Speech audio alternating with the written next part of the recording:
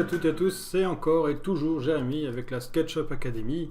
Aujourd'hui, je navigue tranquillement sur les réseaux et je vois Johan qui pose une question sur SketchUp concernant une piscine et connaître. Donc, il vient de dessiner une piscine et il souhaite connaître le volume exact de cette piscine. Donc, Johan, je vais te faire une petite vidéo. Alors, je vois qu'il y a déjà eu des commentaires pour t'expliquer les 3-4 méthodes simples et efficaces pour faire ce genre de choses. Donc, on va y aller ensemble. Alors, déjà. Une des premières choses qui peut être aussi intéressante, c'est de savoir si tu as une version pro ou une version gratuite de SketchUp. Suivant si tu as une version pro ou gratuite, les choses ne se font pas forcément toujours de la même façon. Donc en pro, tu peux aussi bien faire de la technique gratuite que la technique pro. En gratuite, il va falloir souvent trouver des petits subterfuges parce qu'il y a 2-3 petits outils qui sont très efficaces en pro et notamment les solides dans notre cas à nous. Alors j'ai déjà fait une petite vidéo il y a très longtemps de ça sur ce principe des solides, donc je vais un petit peu y revenir, mais avant ça, je vais simplement refaire le même objet que ta piscine à peu près, sans compter les petites fioritures pour connaître le volume. D'abord en version gratuite, d'accord? Donc c'est parti, je vais faire une piscine. Soyons fous. Alors, donc j'ai vu que ta piscine, elle faisait 12 par 6, donc je vais automatiquement faire 12 mètres par 6, 12 mètres par 6. Tac. Donc ensuite, je vais directement faire la plage sur le côté. On va dire 200. Tac, voilà. Donc si j'en suis un petit peu la méthode que tu as utilisée, tu as creusé la piscine donc, vers le bas, elle fait 1,70 m en bas. Voilà, et puis ensuite on remonte ici pour remonter de 1,10 m, donc de 60 cm. Globalement c'est un truc comme ça que tu as fait. Hop. Ensuite tu as sans doute dû faire des marges d'escalier. Alors les marges d'escalier sur 1,10 m, tu en as 1, 2, 3, et on va dire qu'il y a la quatrième, donc ça fait 20, 40, 60, 80, non, ça fait 30, 60, 90. Donc le premier va faire 20, ce qui me paraît logique. J'invente, puisque cette partie-là, tu ne l'as pas forcément à notre côté, donc je vais un peu le faire à la one again. Tac, comme ça. Hop. Je vais d'ailleurs même le faire plutôt de ce côté-ci, parce que ça va être la partie la plus complexe, on va dire. Voilà. Donc ici, on a une première marche. On va dire qu'elle va faire 90, donc 30 par 90. Voilà. La suivante fait un peu plus, elle fait 30 par 120.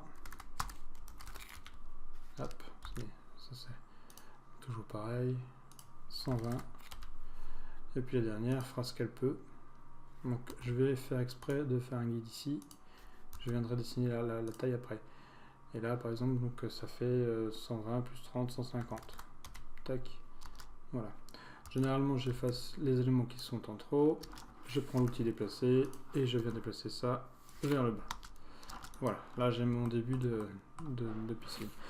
Donc ici, on avait dit 90, donc on va faire 150. Tac.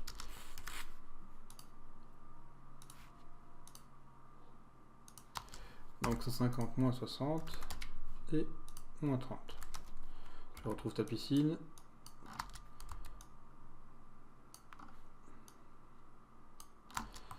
Voilà. Alors, là où tu peux avoir du mal à faire un groupe propre et qui soit en plus considéré comme un volume, c'est le fait qu'il y a tous ces éléments ici tout autour. Donc moi je vais déjà faire une copie de cette partie-ci, parce que ça va nous servir tout à l'heure pour la suite. Mais globalement ici, si tu veux connaître le volume, il y a une astuce très très efficace et très simple. Alors j'ai vu que tu avais fait que tu avais sans doute mis des spots, des choses comme ça. Dans l'idéal, tes spots doivent être des éléments séparés. Alors quand je dis éléments séparés, je parle principalement de groupes.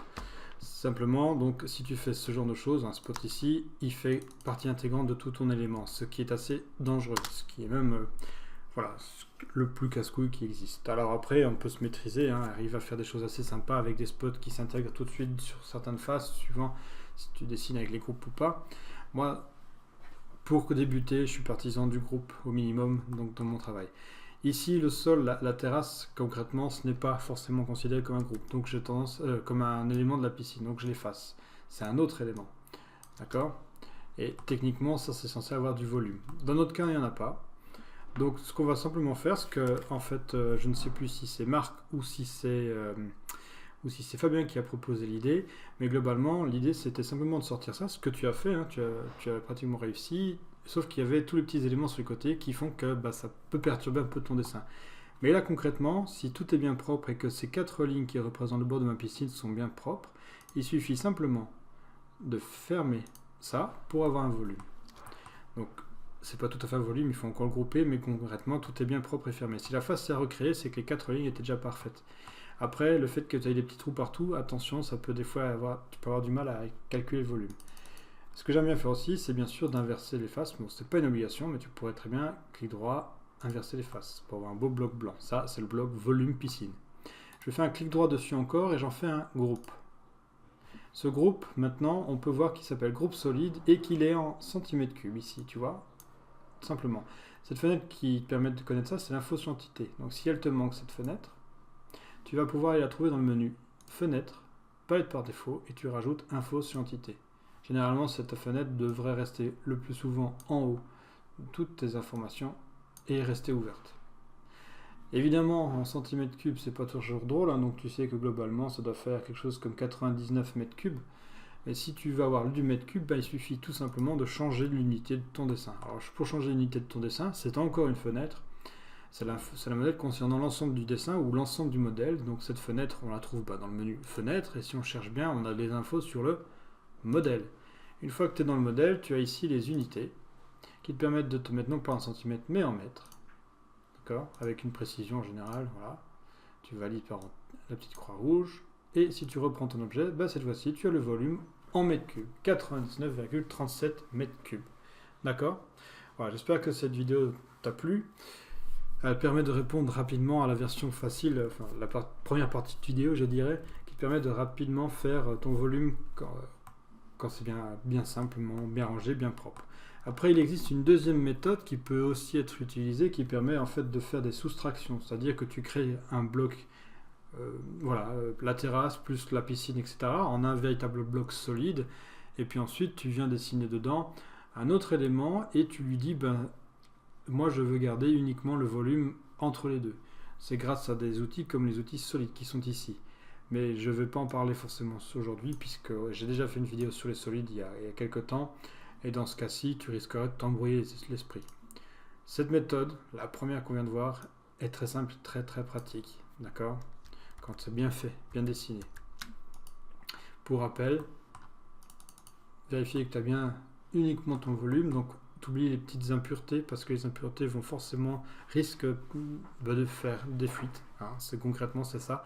Un volume n'est solide que s'il n'y a pas une seule fuite dedans. Un bout d'arête en trop, une ligne en trop, un trou, même de quelques millimètres, suffit pour que l'objet ne soit pas solide. Et là, c'est un petit peu le... Voilà, tu pars en croisade pour essayer de trouver les trous et les lignes en trop. Donc quand tu as ça, je rappelle, tu reprends l'outil ligne, tu refermes simplement ton objet, il est fermé, tu en fais un groupe, et ton groupe, donc tu vois là tout à l'heure je l'ai inversé les faces pour le voir côté blanc, eh ben non, ici tu n'as même pas besoin, tu l'as automatiquement, il s'agit d'un groupe solide, et tu as donc volume 99,37. Alors quand je dis solide, c'est simplement si jamais tu avais eu un petit bout de spot ici, que tu as percé, admettons comme ça, et puis je sais pas, un tout petit bout de ligne de rien du tout ici, tu vois, juste un bout de ligne, et cet objet n'est plus un groupe solide, et donc tu n'as plus du tout le volume. Donc méfie-toi des petits éléments que tu viens dessiner. L'idéal c'est de dessiner le bloc piscine, éventuellement même le bloc terrasse, donc je vais en profiter un petit peu, hop. Donc ça, nous en font un groupe, d'accord, pour le moment, quitte à le fermer après juste pour connaître le volume. Et cet objet-là, je vais aussi en faire un groupe, voilà. Un autre élément, tu vois, j'ai deux éléments différents. J'ai le groupe terrasse, le groupe piscine, et pourquoi pas, maintenant par-dessus ces groupes, je peux faire mes groupes spots qui vont venir se copier les uns les autres. Et dans l'idéal, tu vas même faire ce qu'on appelle des composants pour que tu puisses en modifier un et tous les autres spots se modifient avec. Mais ça, c'est une autre histoire.